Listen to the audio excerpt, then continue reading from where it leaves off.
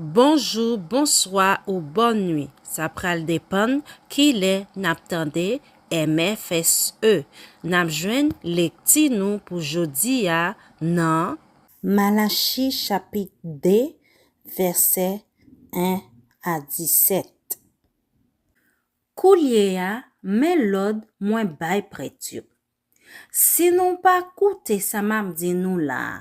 Si nous pas sorti pour nous servir yon louange pour moi. M'a voye m'a dit chanson nous. C'est Seigneur qui gen tout pouvoir k'ap parler comme ça oui. M'a dit chonnen tout bon bagay k'ap vini pour nous yo. Oui, moi m'a dit chonnen yo déjà parce que nous pas sorti pour nous servir yon louange pour moi. Moi pral touye petit nous yo. Moi pral voye salte, tripay bête nous offri yo nan figi nous. Les fini, m'a voye nous jeter ensemble ak yo. Les ça, na konnen c'est moi-même qui te ban nous l'od ça. Pour contrat moi te passé ak famille Lévi a, ka toujours là. C'est Seigneur qui gen tout pouvoir qui dit ça. Nan contrat moi te passé ak yo a, moi te promet moi tap bayo la vie à ke posé et moi te bayol. Yo même c'est pour yo te gen craintif pour moi. Yo te gen craintif pour moi vrai. Yo te respecté. C'est vérité a se qui te sorti nan bouche yo. Yo pas jamais cherché tromper. Yo toujours marché avem à ke posé. Yo t'a fait ça qui droite. Yo te fait un pile moun suspend fait ça qui mal. C'est des voix prête yo pour yo montrer moun sa bon Dieu ye. Moun al kote yo pour yo ka connaît ça bon Dieu mande yo fait. Parce que c'est message c'est qui gen tout pouvoir yo ye. Mais nous même prête yo. Nous quitte chemin bon Dieu. Nous la causan pile moun pa kembe commandement moins bay yo. C'est qui gen tout pouvoir qui dit ça.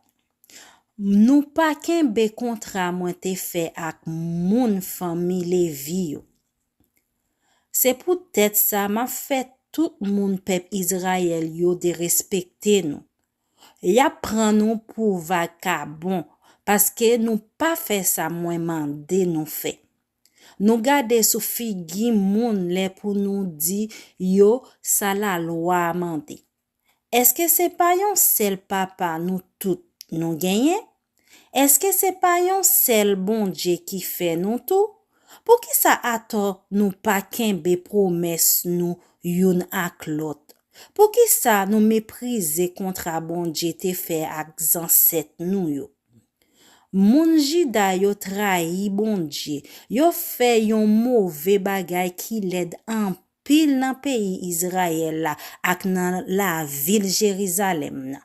Yo de respecte kay bon Dieu reme en pile la. Messieurs yo marié ak femme k'ap servi l'autre bon Dieu.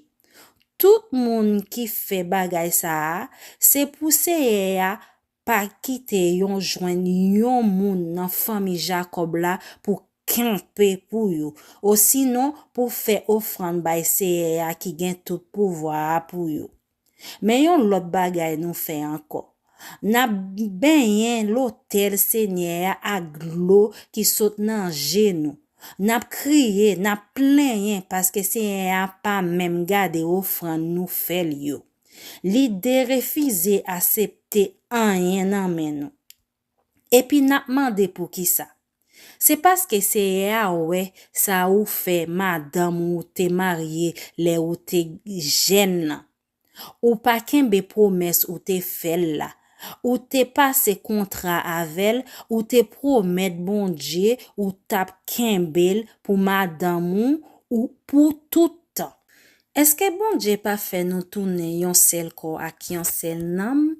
Pour qui ça li te fait ça? C'est pour nous te ka fait petite pour servir. Comme ça, fait respecter nous. Respecter promesse nous te fait madame nous te marié nous te jeune.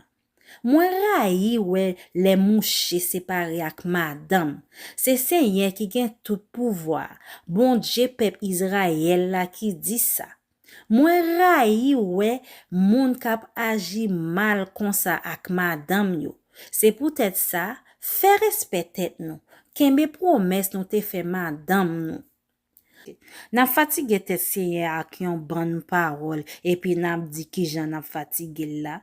C'est là n'a plaidé dit, tout moun qui fait ça qui mal yo, bon ange Seigneur. Li content ak yo. Ou encore, les n'a mandé côté bon Dieu kap rendre justice là.